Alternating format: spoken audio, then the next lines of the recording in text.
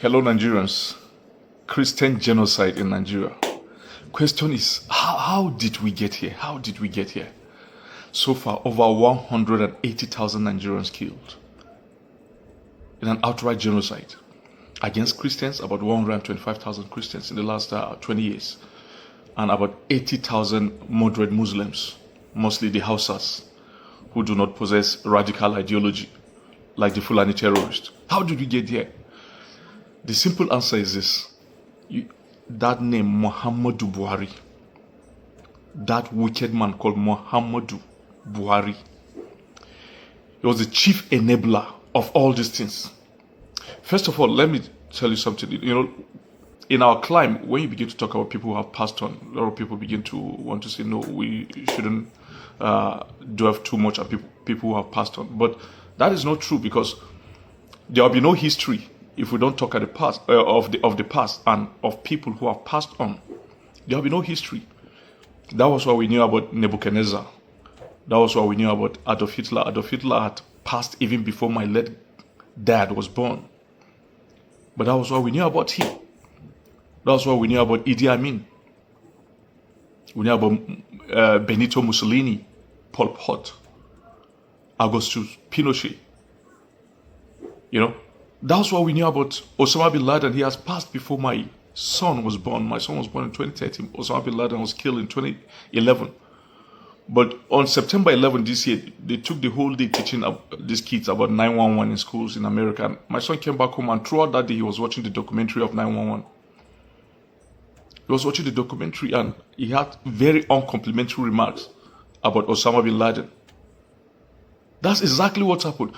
Buhari, very wicked man, Muhammadu Buhari. Look, he was the first person who initiated the idea of Nigeria going to OIC, but he was overthrown, and then Babangida just completed what he started by registering Nigeria in the Organization of Islamic Conference.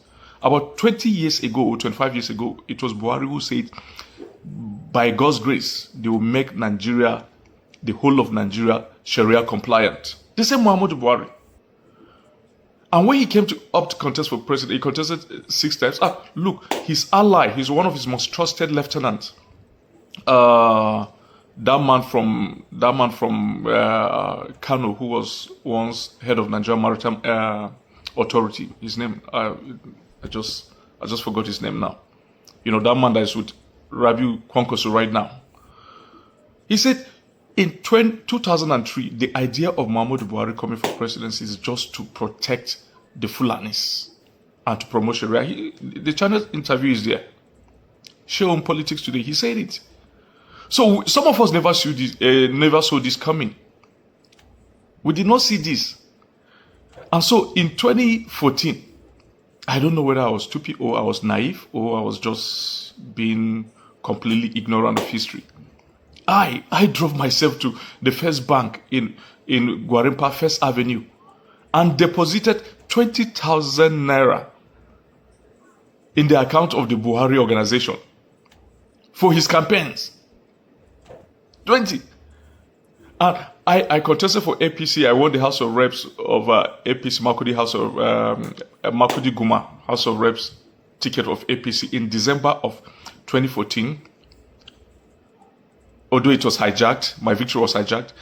But the 2.5 million naira I paid into APC account in Zenith, Gwarinpa, that year, to purchase that form, all went to the campaign of Buhari.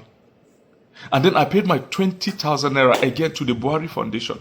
The other person I knew in Benue who has done that is Professor Stephen Akuma, who has paid money to the Buhari Foundation, because we believe so much. We believe that, look, Buhari has the wherewithal to tackle the security challenges in Nigeria. At that time, it was only Boko Haram and few of his headmen killings here and there in Benue. We're able to tackle it on our own. But you see, the first red flag came when this guy started promising hell if he doesn't win the presidency. A contestant to a president promising that the dog and the baboon will be soaked in blood. In blood. A presidential candidate saying that. That's metaphor. It's not the literal dog and baboon. The metaphor. It's a metaphor for we humans. The whole country will be soaked in blood. We didn't see this.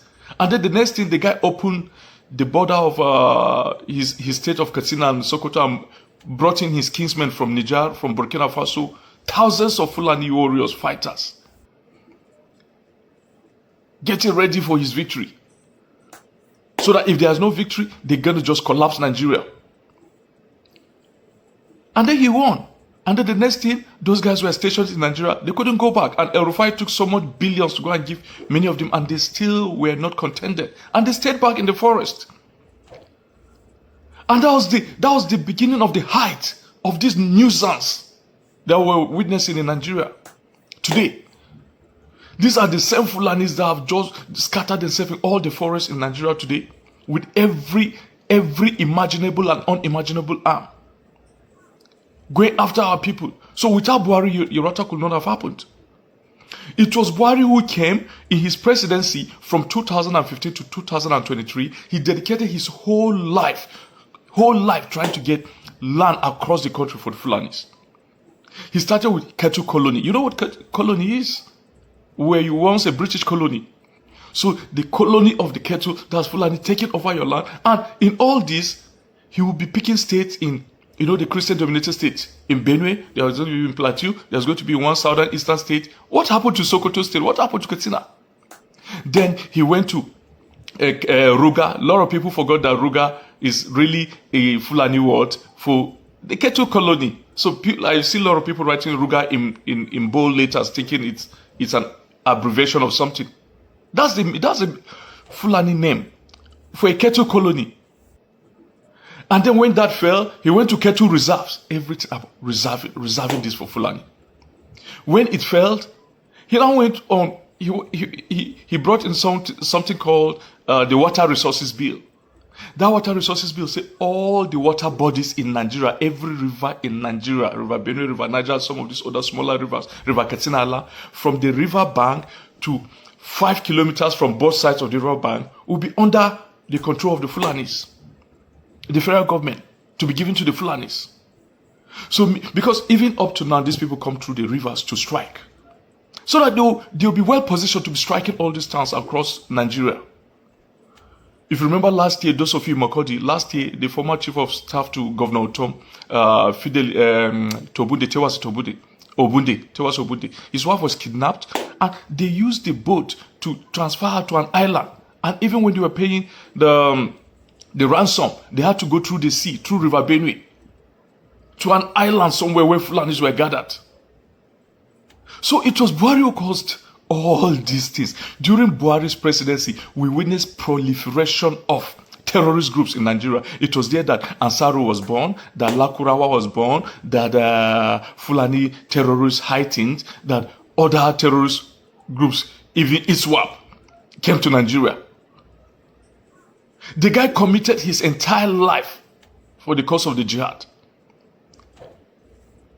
And a lot of people begin to say, oh, no, the guy was good. He has some Christians working with him. Look, go and study the history of Pharaoh. Pharaoh has a lot of Jews working with him. He has Joseph. He has even Moses. But unlike some of these Christians, even some of these thieves, we have some thief who work with you. So he lost it because one or two thieves were running logistics for him. And so what?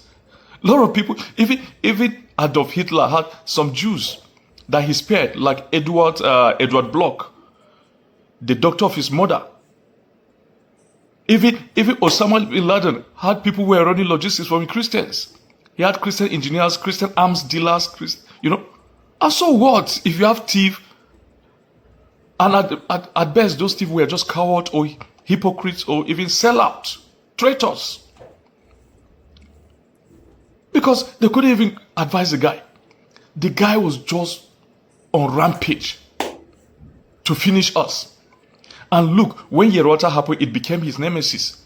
Because when Yerota happened on June 13, the Pope reacted immediately and prayed in Rome during his Angelus on Sunday, his Angelus prayer, and prayed and called for justice. The Pope Leo, he called for justice on 15th of June. And exactly 1 month after Yerota happened on June 13, exactly 1 month, July 13th, Buhari died. Exactly 1 month after Yerota, Buhari died. Because it was too much in the sight of God.